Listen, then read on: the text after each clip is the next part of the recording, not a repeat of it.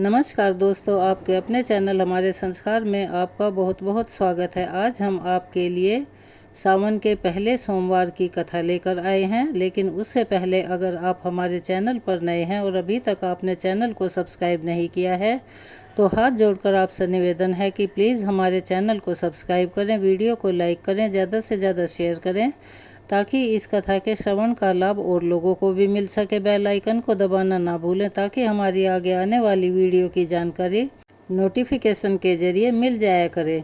तुषाराद्रिशङ्काशे घोरं गभीरं मनोभूत कोटि प्रभासे शरीरं स्फुरन्मौलिकल्लोलिनी चारु गंगालशब्दालबालेन्दु कंठे भुजंगा। अर्थात जो हिमालय के समान श्वेतवर्ण, गंभीर और करोड़ों कामदेवों के समान कांतिमान शरीर वाले हैं, जिनके मस्तक पर मनोहर गंगा जी लहरा रही हैं, भाल देश में बाल चंद्रमा सुशोभित होते हैं और गले में सर्पों की माला शोभा देती है, ऐसे प्रभु को मेरा बार बार नमस्कार है। ओम नमः शिवाय। हर हर महादेव। भगवान भोलेनाथ की कृपा आप सभी पर हमेशा बनी रहे। कथा शुरू करने से पहले हम सभी मिलकर भगवान की स्तुति करते हैं। भगवान शिव की स्तुति का पाठ करने से हर संकट, हर मुसीबत से मुक्ति मिलती है और सभी की सभी मनोकामनाएं पूरी हो जाती हैं। स्कंद महापुराण के कुमारिका खंड में भगवान शिव की स्तुति का वर्णन इस प्रकार किया गया है। अगर आप भी भोलेनाथ की कृपा प्राप्त करना चाहते हैं तो चलिए आपको सुनाते हैं भगवान शिव की स्तुति। हिंदी में स्कंद जी बोले, जो सब प्रकार के रोग शोक से रहित है उन कल्याण स्वरूप भगवान शिव को नमस्कार है। जो सबके भीतर मन रूप से निवास करते हैं उन भगवान शिव को नमस्कार है। संपूर्ण देवताओं से पूजित भगवान शंकर को नमस्कार है। भक्त जनों पर निरंतर कृपा करने वाले आप भगवान महेश्वर को नमस्कार है। सबकी उत्पत्ति के कारण भगवान भव को नमस्कार है। भगवान आप भव के उद्भव अर्थात संसार के सृष्टा हैं, आपको नमस्कार है। कामदेव का विध्वंस करने वाले आपको नमस्कार है। आप गुण भाव से महान व्रत का पालन करने वाले हैं, आपको नमस्कार है। माया रूपी गहन वन के आश्रय हैं अथवा सबको आश्रय देने वाला आपका स्वरूप योग माया समावर्तन दुर्बोल है, आपको नमस्कार है। प्रलय काल में जगत का संहार करने वाले सर्वनामधारी आपको नमस्कार है। शिव स्वरूप आपको नमस्कार है। आप पुरातन सिद्ध रूप हैं, आपको नमस्कार है। काल रूप आपको नमस्कार है। आप सबकी कलना अर्थात गणना करने वाले होने के कारण काल नाम से प्रसिद्ध हैं, आपको नमस्कार है। आप काल की कला का अतिक्रमण करके उससे बहुत दूर रहते हैं, आपको नमस्कार है। आप स्वाभाविक ऐश्वर्य से संपन्न हैं, आपको नमस्कार है। आप अपरमेय महिमा वाले वृषभ तथा महासमृद्धि से संपन्न हैं, आपको नमस्कार है। आप सबको शरण देने वाले हैं, आपको नमस्कार है। आप ही निर्गुण ब्रह्म हैं, आपको नमस्कार है। आपके अनुगामी सेवम भयानक गुण संपन्न हैं, आपको नमस्कार है। नाना भुवन पर अधिकार रखने वाले आपको नमस्कार है। भक्तों को मनवांछित फल प्रदान करने वाले आपको नमस्कार है। भगवान आप ही कर्मों का फल देने वाले हैं, आपको नमस्कार है। आप ही सबका धारण पोषण करने वाले दाता तथा उत्तम करता है, आपको सर्वदा नमस्कार है। प्रभु आपके अनंत रूप हैं, आपका कोप सबके लिए असह्य है, आपको सदैव नमस्कार है। आपके स्वरूप का कोई माप नहीं हो सकता, आपको नमस्कार है। वृषभेंद्र को अपना वाहन बनाने वाले आप भगवान महेश्वर को नमस्कार है। आप सुप्रसिद्ध महाऔषध रूप हैं, आपको नमस्कार है। समस्त व्याधियों का विनाश करने वाले आपको नमस्कार है। आप चराचर स्वरूप सबको विचार तत्व निर्णयात्मकता शक्ति देने वाले कुमारनाथ के नाम से प्रसिद्ध तथा परम कल्याण स्वरूप हैं, आपको नमस्कार है। प्रभु आप मेरे स्वामी संपूर्ण भूतों के ईश्वर और महेश्वर हैं, आप ही समस्त भोगों के अधिपति हैं। वाणी बल और बुद्धि के अधिपति भी आप ही हैं। आप ही क्रोध और मोह पर शासन करने वाले हैं। पर और अपर अर्थात कारण और कार्य के स्वामी भी आप ही हैं।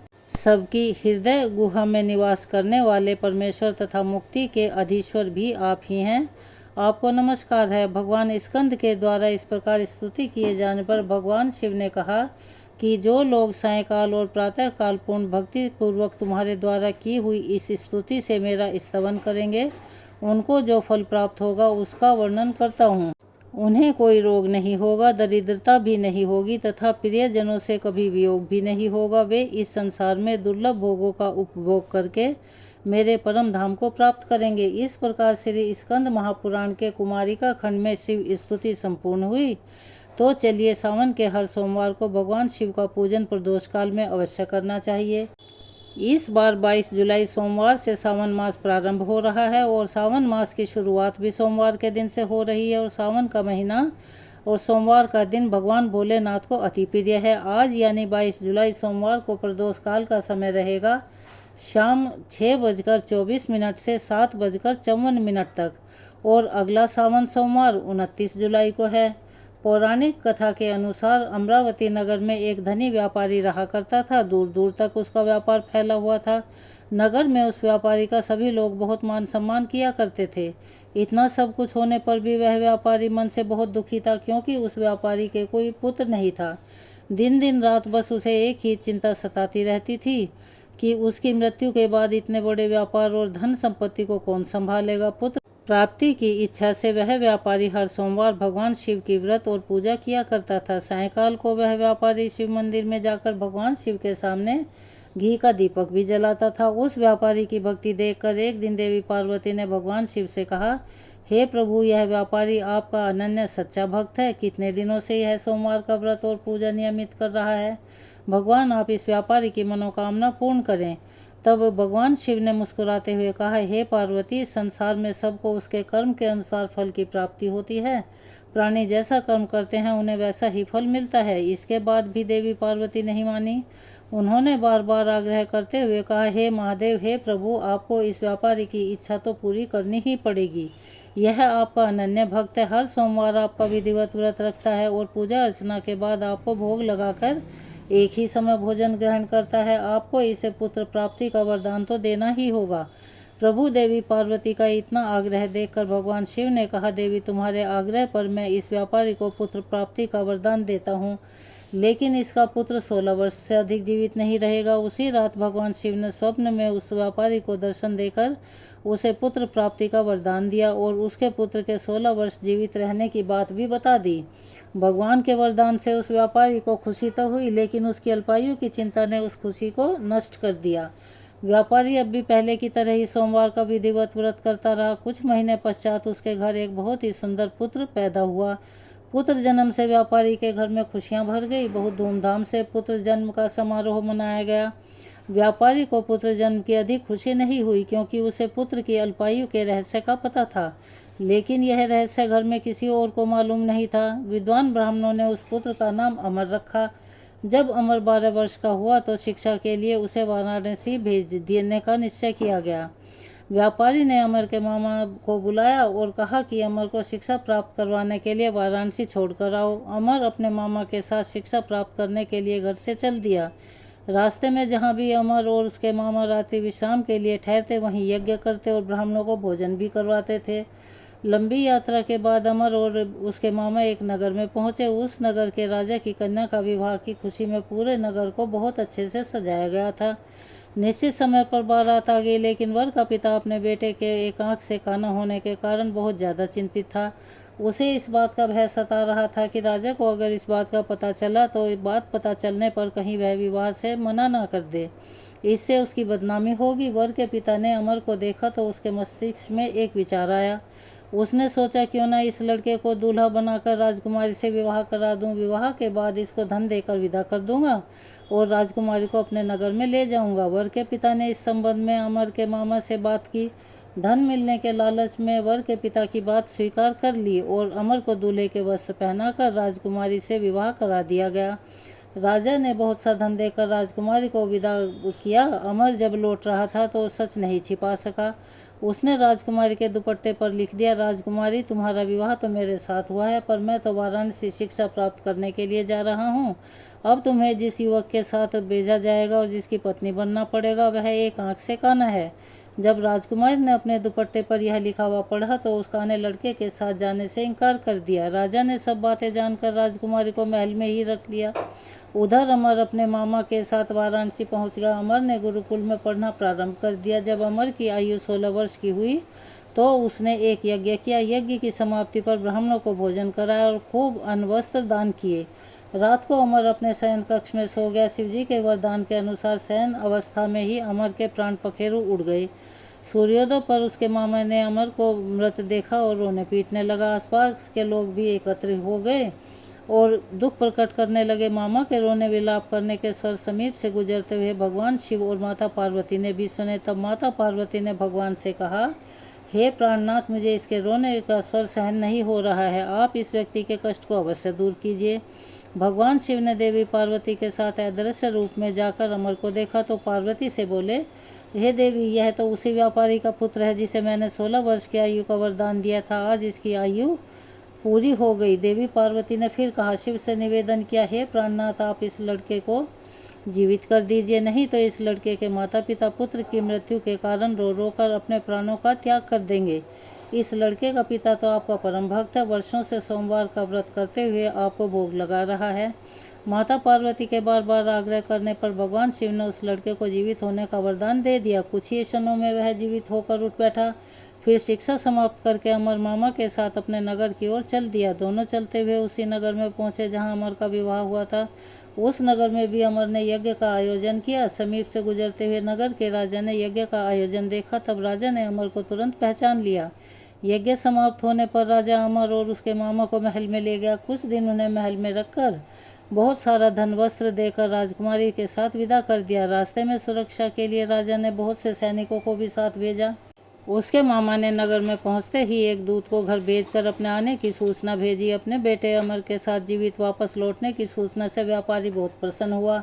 व्यापारी ने अपनी पत्नी के साथ स्वयं को एक कमरे में बंद कर रखा था। भूखे प्यासे रहकर व्यापारी और उसकी पत्नी बेटे की प्रतीक्षा कर रहे थे। उन्होंने प्रतिज्ञा कर रखी थी कि यदि उन्हें अपने बेटे की मृत्यु का समाचार मिला तो वे दोनों भी अपने प्राण त्याग देंगे।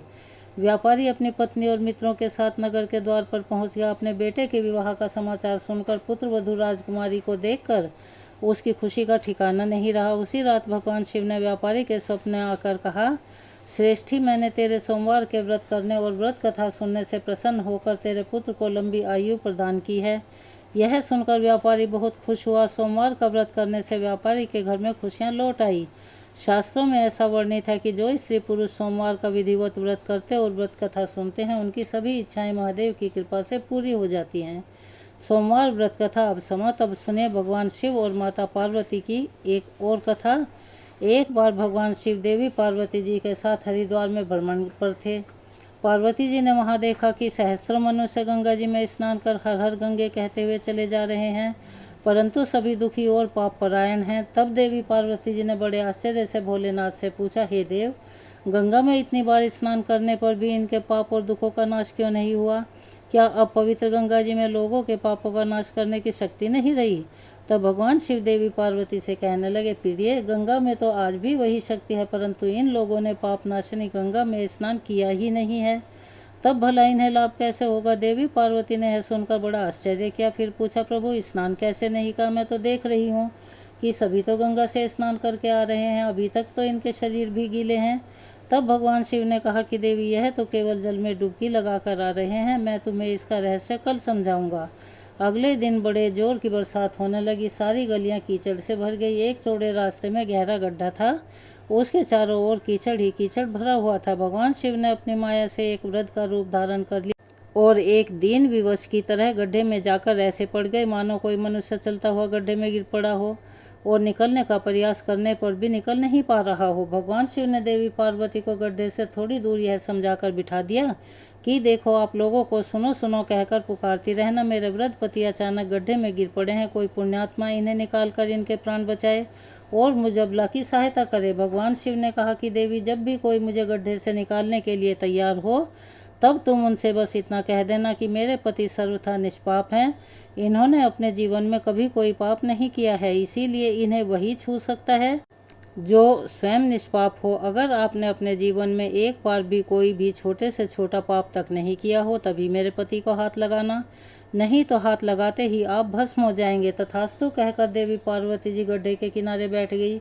और फिर आने जाने वाले लोगों को भगवान शिव की सिखाई हुई बात कहने लगी।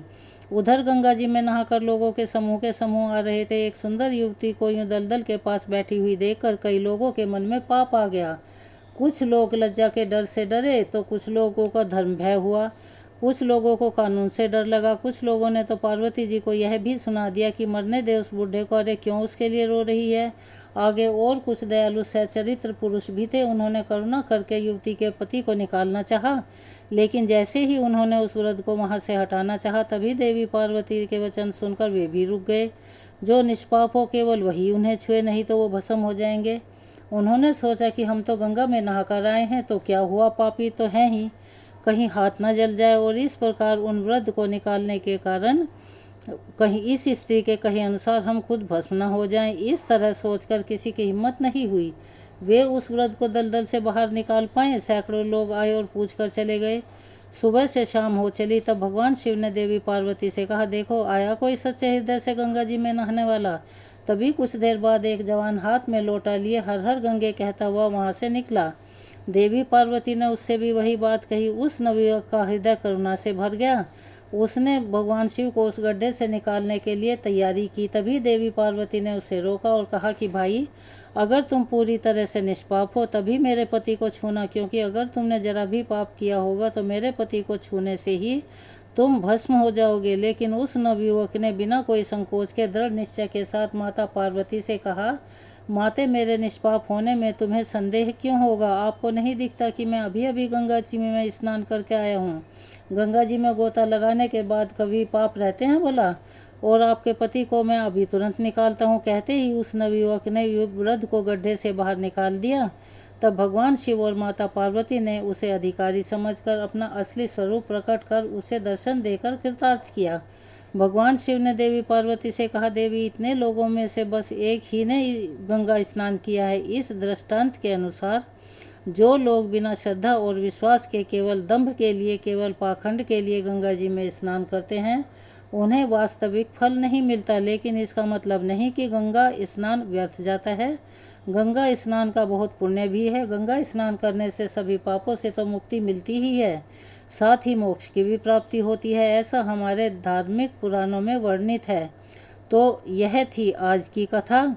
आपको कैसी लगी कमेंट्स बॉक्स में ज़रूर बताएं। अगर आप हमारे चैनल पर नए हैं और अभी तक आपने चैनल को सब्सक्राइब नहीं किया है तो सभी से निवेदन है कि हमारे चैनल को सब्सक्राइब करें, वीडियो को लाइक करें, ज़्यादा से ज़्यादा शेयर करें ताकि इन कथाओं का श्रवण का लाभ और लोगों को भी मिल सके। बेल आइकन को दबाना ना भूलें ताकि हमारी आगे आने वाली वीडियो की जानकारी आपको नोटिफिकेशन के जरिए मिल जाया करे।